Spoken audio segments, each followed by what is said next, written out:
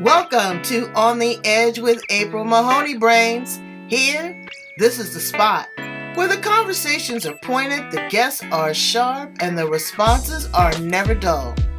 Did you bring your thinking caps? Because it's time to put them on.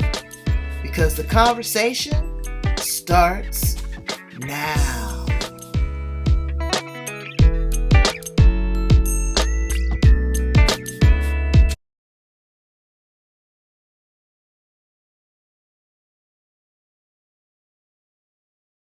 Welcome to On the Edge with April Mahoney, ladies, gentlemen, brains. This is the place where the conversation is pointed and the guests are sharp and the responses are never dull. We have a wonderful guest today, Joe Cooper from the UK. Brains, there's nothing worse than a headache. And I tell you, I have some friends that really suffer. The room has to be dark. They can't stand certain smells. They can't stand certain sounds. You never know what's going to trigger them. And it's, debilitating. I have one girlfriend that has to have injections because her migraines are so bad, or you have to take her to the emergency room. Jo is going to tell us about her experience and what she has been through to find relief. Now, we want to give a disclaimer that in the event that you are under a doctor's care, we want you to continue that regimen. But these are some alternatives. These are holistic approaches that Jo has tried and she has found great favor, and she wants to share those with you. So we want to provide you with all the information for wellness, okay? Thank you so much, Jo. Welcome to the Edge, Precious. Thank you very much. It's a pleasure to be here. I love your voice. Can you sing? No, not at all. Oh, you seem like that. The kids have told me I can't sing. Oh my goodness, it's sultry and raspy and sexy. It's beautiful. So tell us a little bit about your story, your journey, and your truth. Okay, so I was 22 when I got I got a headache one day. I was at college. I was studying to be an accountant, so I was working and doing day release, and I got a really bad headache one day and went home from college, which was very unlike me. What I didn't realize at that time was that actually was the beginning of my first migraine, which lasted for weeks and weeks and weeks, and I couldn't shift it. So obviously went to the doctors, did all of the things, took all of the medication, and nothing shifted it. So eventually, life goes on, doesn't it? So you can't, well, you can, some people do, unfortunately. But I managed to pick myself up to an extent and sort of move forwards. And I started looking at all sorts of different holistic things at the time as well. So I managed to get myself better to the extent that I could function. I've had a full and happy life. But migraines are very, very different from person to person. Okay, two people actually experience migraine the same. For me, yes, there's the disorientation, there's the what's the word I'm looking for? The nausea. That was a big part. I had that for weeks in the early days, but basically for 28 years, I had constant head pain. So wait, let me say, you had this for 28 years? 28 years, I had a headache all of the time. Wow. At different degrees and different stages. It wasn't the same intensity Absolutely. All the time, but you had a constant headache. Absolutely, yes. So sometimes it would be what people think of as more of the diagnosis was migraine right from the get-go. But a lot of people say a migraine is not just a headache. But some people, a migraine is actually just a headache. So yes, I would get the whole, nausea, the disorientation, and all the other things that go with it. I've never had aura, actually. Never had a problem with that. But constant head pain, all the time. And yes, it would vary in intensity, and it would go up and down depending on what I was doing and how much I was focusing on it, and this, that, and the other. It would change a lot. Let me ask a question, because I want to ask a question as we get into this. The doctor immediately said migraine. Did they check you for other, maybe an aneurysm, blood pressure? Yeah. They went through all of these different things, and the end diagnosis was migraine. Yeah, I had all of the tests, all of the scans, all of the x-rays. There was no You know, they were looking for brain tumours, but, you know, the whole works they were looking for. Yeah, and, you know, I was under the care of a neurologist. Yeah, complete mystery illness, basically. There was no cause that they could see. There was no reason for it. And as, you know, I mean, I was under their sort of constant care for a few years, but as I became more sort of able to cope with it and to function with it, and to be honest, I think a lot of that is the fact that if you have something all of the time, there's a huge element of just getting used to it. You know, no matter what it is and no matter how awful it is, there is an element of, well, it's there all the time, and you become a little bit desensitized. Like a bad spouse. Huh?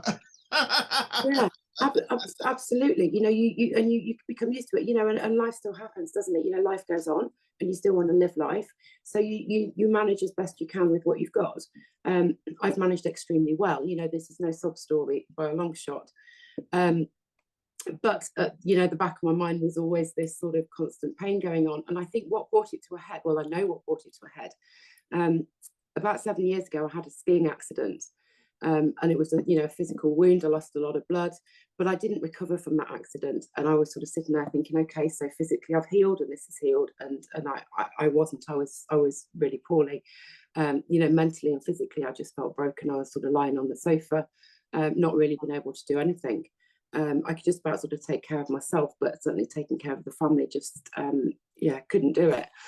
So that's when I really realised that I needed to up-level my healing journey, basically, and I needed to figure out a way to sort everything out.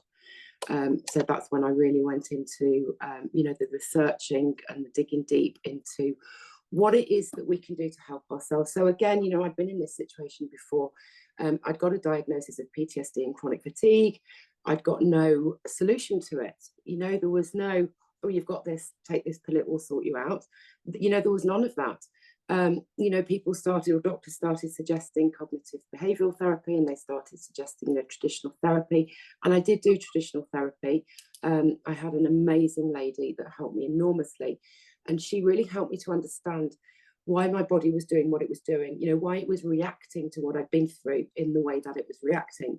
So I started to really understand how my body was working and what it was doing, which enabled me to be a lot kinder towards it, if that makes sense. Mm-hmm. It's Yeah, like so you know, I had some back issues, and the first thing the person told me that to help me heal was don't aggravate it, don't make it angry. It's very interesting. You should make that observation, because anger and pain, you know, in the work that I do, anger and pain actually go hand in hand. So what I came to understand is that, you know, I'd had this constant pain for 28 years, so there's got to be some anger element going on there. Now that was probably the thing that took me the most to get over, because I've never been an angry person. You know, I don't, I'm not volatile. I'm sort of on an even keel, always have been. But suppressed anger is a real thing as well. So, you know, what I would say is in my experience personally, and also working with clients, that if there's pain, whether it be chronic as in acute or whether it be chronic as in long term, then there's going to be an element of anger, whether it be that you can't express your anger when you feel angry, or whether you actually are very angry. You know, some people sort of say to me, they say, you know, I just get angry at the most ridiculous things. I just, you know, something will happen and I'm suddenly whoosh, you know, really angry. It's very closely linked with chronic pain, and it's all linked with, you know, emotional stress that we hold, and trauma that we've experienced over the years. So you go through this whole metamorphosis of change, but then you adapt. You know, you say, okay, I'm going to make the best of it. And then one day you say, no, I've been through this before. After the accident, I'm going to heal. What was your initial response? I mean, you know, I know you said you had enough. What did you do? Did you pick up a book? Did you call a phone? Did you listen to a podcast? Where did you start your research? Yeah, books and Google. You know, I was in hospital in France where the skiing accident happened, and Mum was texting me. I'd lost a lot of blood, and she was texting me that my auntie had been in touch with her and said that I needed to start eating watercress and you know, spinach and all of these things, and basically gave me this really strong idea that by eating the right thing, I could increase my iron levels again. So I started researching, how do I increase my iron levels? And, when I came home, I carried on with that. I actually got my iron levels up really fast, but I was still, exhausted. I couldn't do anything. I was still mentally and physically felt broken. And then I just literally, I'm lying on the sofa and I just had this really strong feeling that I was going to come out of it better than I went into it. Mm. And that was a huge moment, really. I mentioned it to my husband and he didn't get it at all. It was the first time he looked at me as if I might be going completely bonkers. And I was like, no, I really feel that, this is here for a reason. This is here to teach me something or to learn from. I'd actually been doing Reiki for many years at this point. I've been using Reiki, which I don't know if you're aware of it, but it's basically energy healing. Oh, honey, yes, I've had it done. It's the best energy massage you can have with your clothes on, brains. You better get your Reiki on. That's a really good but it description. really opens up your channels. It opens up your chakra. But there is a lot of duality. There is a lot of back and forth with your facilitator and your body. You have to lend yourself to this. After my first Reiki session, I was exhausted.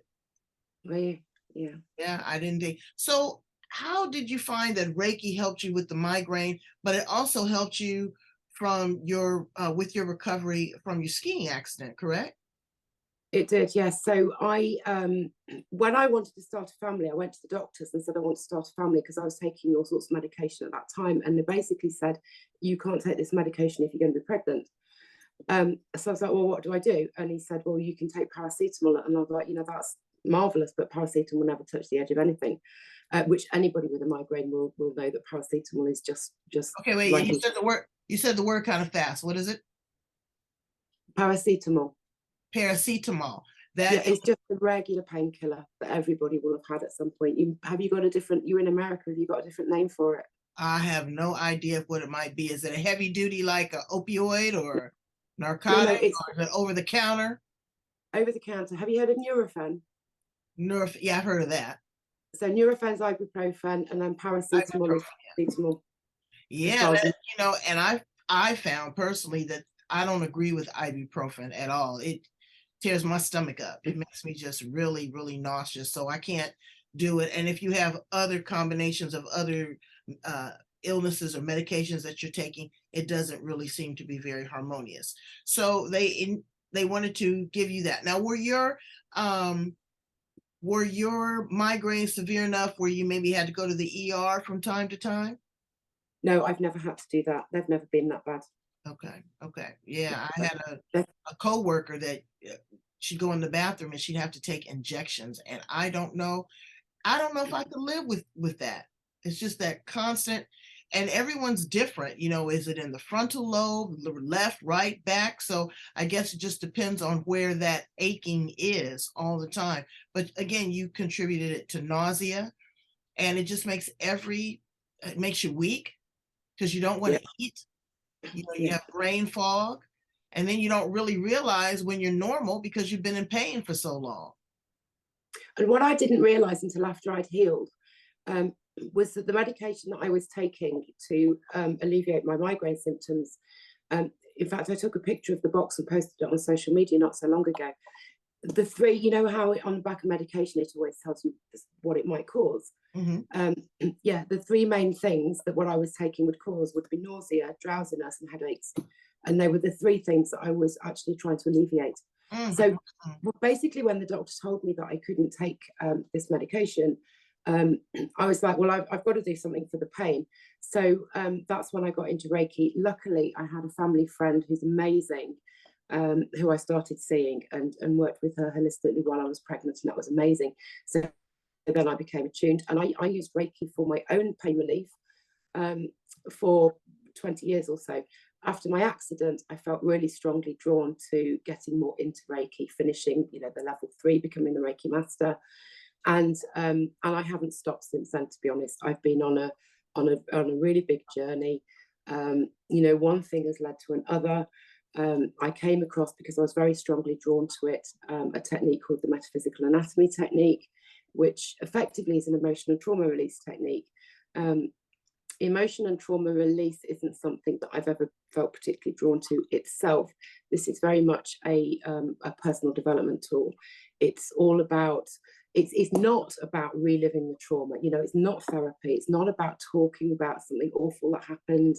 And actually, as in my case, there doesn't necessarily have to be like one awful thing that happened. You know, a lot of people think of trauma as a bad thing that happened, but trauma actually is what I came to learn. It's anytime our body feels unsafe or out of control. So when I started to understand that, I was like, okay, so there isn't sort of any capital T trauma, if you like, in my life.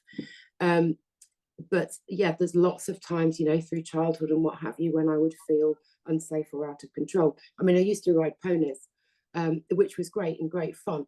But the amount of times I'd be riding a pony and feeling completely unsafe and completely out of control. You know, it's the little things that we go through and experience in life can actually sort of equate to trauma. And then when we clear that, and we clear that with what I do with energy healing, we basically, what we're doing is we're working with the language of the body. Okay, so it's psychosomatics. It's the fact that whatever it is we're presented with, any sort of pain, any disease, any ailments, so of course migraines comes into that, is giving us a clue as to what the emotional stress is that the body's holding. It's almost like there's behavioural patterns that are common with various different illnesses, ailments, or whatever. And yeah, I was completely captivated by the concept, and you know, just started learning all that I could. And yeah, and as I learned and started to And so now understand, you've taken all of this experience, you've taken all of this wisdom, and you've endured the pain. You're pouring into others. Give us one or two great takeaways that people can do to, you know, get some temporary relief in a holistic way without taking medication. Are there certain pressure points? Is there focal points? Is there a meditation? You know, is there maybe a foot massage? Give us a couple great takeaways. there is an awful lot. I think the biggest thing is to understand, and this is, you know, what I've learned on my journey. I fully appreciate that people can say, oh, you do this and you'll sort your migraine out. I know how annoying that is. You know, I've been there for 28 years. You know, that's not helpful, I know. What I've come to learn through my own experience is that our mindset is key. You know, what we tell ourselves, every single cell in our body is listening to our thoughts. What we tell ourselves matters. So if you've got migraines and think you can do nothing about them, as I did for so long, that actually has a negative impact on us. If we can change our mindset and think, okay, so I've got migraines, but there's something I can do about it. You know, if we start really tuning into our body and working with it and saying, okay, well, if my body's trying to talk to me, you know, our body's got its own language. If it's trying to talk to me, what is it telling me? And what I find a lot with people with migraines, and certainly myself included, you know, one of the main things with I'm going to call it a typical migraine, as I say, they all vary. A lot of people with migraines will find that they have to go and lie in a darkened room. You know, they have to shut the world out. They can't do anything. And you know, when we start looking at the psychosomatics and start to think, okay, well, what's the reason for that? So I will sort of start to question, well, do you take that time out without the migraine? And you sort of start to realize that the psychosomatics of migraine sufferers, they tend to be people pleasers, they tend to be perfectionists, you know, they tend to be overthinkers. So anything that we can do to just be kind to ourselves is going to make a huge difference. And our thought process, what we tell ourselves, is really fundamental in that. You know, and I can see that. But when you got a migraine, thinking, just trying to get over the pain, looking at the root cause, because stress and trauma, they turn into dis-ease, you know, and I see that and I hear that over and over again. Absolutely. Reversing it is one thing, maintaining it and being able to deal with it is something else, being able to cope. It's a lot to go into that. So as you work with your clients, you really kind of help them focus on mindset, being kind to themselves, more relaxation, Reiki, those type of things of what you have found to be very helpful in relief, not again healing brains, because we're not, you know, it's not going to work for everybody, but it will provide relief. And that's what we want to do, is we want to provide relief. But let's get to know you, Joe, a little bit, because that's some heavy lifting. So you were a skier, as you told me. You were a pretty proficient skier for a long time. Yeah, I was okay. Yeah, I've never been a brilliant skier. yeah. Well, But you yeah, know what? I tried to ski and I couldn't wedge one time and the tree was coming too close. And I was like, oh, okay, we'll walk back to the lodge and have a cocktail. How about that? You know, but it's a yeah. lot. So what do you do now for, for exercise? Because you have to be gentle with your back and you want to be gentle with, with your mind and your thought process. What things do you do now for My stimulation favorite, exercise? yeah, I love yoga. I love that whole mind body spirit connection. You know, Mm, it's really powerful, and I love Pilates as well. Um, I actually do a one-to-one Pilates session every week. Sometimes there's two of us there, with somebody that really can she can literally look at my body and tell me what I need to do. So right. things like, it's gentle exercise, and things like walking, anything like that's good. And what I actually really love, and is a lot of fun, is rebounding, which is basically it's jumping up and down on a mini trampoline. That's my absolute favorite. Oh, um, I wouldn't have been able to do that with a headache, so that's one of the things. Now that or a I've got backache. migraines in the past, no, or backache. So now that I've got over all of this stuff, yeah, I absolutely love rebounding. It's a lot of fun. So do you incorporate a certain diet to keep your stamina up too? Absolutely, that was one of the first things I changed. So lots of fruit, lots of vegetables, um, and it's not a case of you have to do this. You have to, it's not being vegan or being vegetarian or anything like that. Right. It's about adding in the whole foods, adding in the fruit, adding in the vegetables. Fruit is key. And fruit actually is something I cut out years ago when the doctors first said, what's your sugar intake, which absolutely we should do. Right. Um, I put fruit into the bracket of sugar, which I now realise it's a completely different type of sugar, It and it's is not a what completely different type of sugar. And I'm reading a really great book. It's called Fit for Life. And what it tells is that for the body to do its own cleansing is that you should eat fruit, not necessarily the fruit juice, but the actual raw fruit 30 minutes before on an empty stomach, 30 minutes before you have your regular meal. And it is automatically cleansing the body. And I have found that it really works. And food combining gives me so much more energy. Not putting yeah. meat with carbs, but I put the meat with vegetables or vegetables with vegetables. I try to go with meatless days, and again, Brains, I eat meat, so I'm not trying to pretend like I don't. But when you think about that meat's been dead 3 weeks almost before you consume it, and then you have to digest it and eliminate it. That takes a lot of stress on the body. So you want to take care of that. People that are self-medicating, a lot of alcohol, you know, depression, all those things can definitely contribute to that. And it's hard to, change your lifestyle. Sometimes people are in difficult situations where their spouse or their children or their job or their finances are also the trigger for these types of illnesses. But when you try to say, okay, well, I want to, heal my migraine and be kind to myself, but you've got these contributing factors, you need to offset that with a nice meal or with some yoga or with some Pilates or with some meditation. All of that is fun. So now let's ask one of my favorite questions. If you were a teapot, nope, that's not the question I wanted to ask. If you were an appliance in the kitchen, what appliance would you be? An appliance in the kitchen.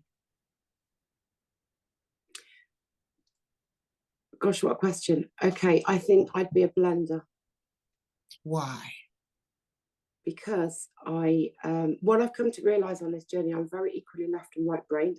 So, I started off being an accountant, now I'm an energy healer. I very much blend the holistic with more of, the factual, down to earth.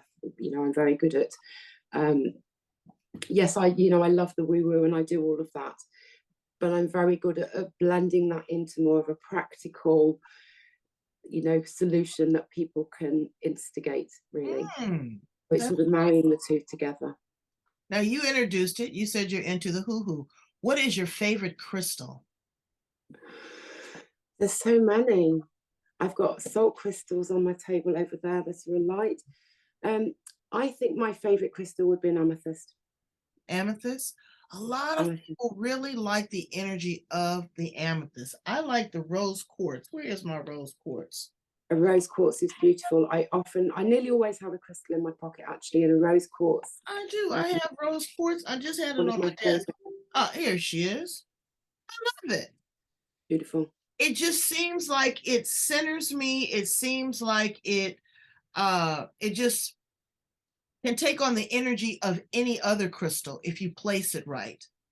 Hmm. So, um, what planet are you from? I think I'm probably from the planet Earth, actually. Really? I'm from Jupiter. I am way I, out there. Oh, yes. Oh, yes. If you could time travel, where would you travel to? What period? I would. I don't know if it's a period. The Golden Age of Atlantis. I would love to go there and visit. Mm, I would love to go. And I know some people say it's a fictional place. I don't know. No, I think not. I would love to go there. Just Did having you a look watch around. Avatar? Did you No. watch that movie? Yeah. Mm. That it's similar, but not exactly. It's that underwater fantasy life. What is your superpower? Gosh, my superpower. I think, okay, my superpower, I have discovered on this journey that I have an ability to, literally read people's bodies. I'm a very intuitive Mhm. body reader, if you like. So, people come to me and they're like, well, I don't know what emotional stress is, this, that, and the other. I can facilitate them either accessing that. If people can't access that, I can actually tune in and pick it up as well. Um, that's been very eye-opening for me because I didn't know I could do that until a few years ago. Can I ask a question? Mhm. Because you are able to read the body, does that also make you uh, empathic? Very empathic, definitely. Yeah. Do you think that being empathic can also contribute to taking on the energy of individuals, not just through Reiki, but also, the migraines, because that's when you Absolutely. are when you're very empathic, you take on the person's pain across the street, you know. So the So most simple way, it's all about grounding yourself, isn't it, and protecting your energy. The simplest way I've found to do this, and you can do it anywhere at any time. Particularly I find, I don't like particularly crowded places, shopping centres, things like that. I used to find that quite draining. And I realised it was because I was picking up all of these energies, because I was empathic. And the simplest, easiest, and really, really effective way to deal with that, I find now. I've got all sorts of convoluted ways, but this is really straightforward and anybody can do it anytime. Is just to acknowledge the difference between you and the other people. Acknowledge the difference between my energy and the energy around me. It's really powerful just to acknowledge the difference between, your identity and somebody else's emotions, or your emotions and somebody else's emotions. If you with somebody that's really emotional and you start picking it up, and you don't need to do it out loud, you just acknowledge the difference between your emotions and their emotions. And I find that to be extremely powerful. okay. You It talked saves about all the coordinating and things. you talked about others around you. Can you give maybe a suggestion to someone that is living with someone that is experiencing this pain because you Mm. don't know what to do? You want to continue to love, you want to continue to support, but you can end up being annoying too because, oh, we come on and get up and you can fight through this and it's okay. Not when your brain is on fire. No, and it is very, very difficult. And, a lot of people, they might be having this intense pain. They might not be able to function, but they look okay. They're not bleeding or whatever. It can be very hard for people to understand what somebody's going through if you've not been through it. And that's true of anything, whether it's migraines or anything else. So I think really, the best thing to do is just to be there, and to listen. So rather than maybe sort of encourage, is to listen and to, just be compassionate, just be that compassionate witness. You know, let people talk if they want to talk, and try as best you can to, you know, understand. But things like just providing, you know, glasses of water, things like that, you know, put some cucumber or lemon in the water, you know, put a few more nutrients in there. There's all sorts of little things. There's so much that we can actually do, that's, you know, little things to help, for Do definite. you find that, you know, and again, this is a suggestion, do you find that increasing the electrolytes could help in different minerals? Can people research that as well? It's not something I've ever looked into or done. I literally, you know, are focused on the fruits, the whole foods. You know, I add fruit into my water. It's called water infusions. It's a relatively new thing, but it's been around for forever. You know, just throw some fruit into your water, things like that. So no, electrolytes is never anything I've concentrated on or even particularly researched. Okay. Well, you have researched and done and been through a lot, and we appreciate you so much. Please tell my brains how to get in contact with you, Joe, how they can get more information one-on-one. She has the ability to perform Reiki. You know, are you doing it through Zoom as well? I work over Zoom, yes. So if you've got migraines, I do use Reiki, but metaphysical anatomy is what's going to get to the root cause fast and clear it quickly. And also, you mentioned after Reiki you were very tired. With metaphysical anatomy, it's a very easy and a very graceful process. So, you know, we don't get sort of the healing crises of some energy healing techniques. So it's very graceful. Lots more information about it all on my website, which is holistically-whole.co.uk. I have a Facebook group called Moving On From Migraine with Joe Cooper, where I share an awful lot of things. In fact, I ran a workshop last week. So, you know, 5 days, an hour a day, lots and lots of useful information that's easy for you to implement. One of the biggest takeaways, I think, with this, and, you know, everything I was saying, baby steps are really, really good. You know, whether you're looking at your diet or whatever it is, you know, don't expect to suddenly change everything overnight. You don't need to. Just introduce something. So introduce a bit more fruit, and you know, make it easy. Let it be easy for yourself, because you don't want this to be, you don't want it to be another job. You know, you just want to be taking positive steps, but they can still be small steps. Okay, it's really, really important to always be kind to yourself. Absolutely. You have to be kind to yourself. Thank you so much, Joe, for being here on the edge. We appreciate you. We value you. Brains, I need you to go to this location right here. I'm going to put all Joe's information at the back of the interview. We are going to rerun this. Please share this with someone that is in pain, that's struggling, or seeking out information. Information is powerful, and to have options and to have choices. Thank you so much again, and come back and visit me soon. Take care of yourself, precious. Thank you very much. Take care. Bye, brains.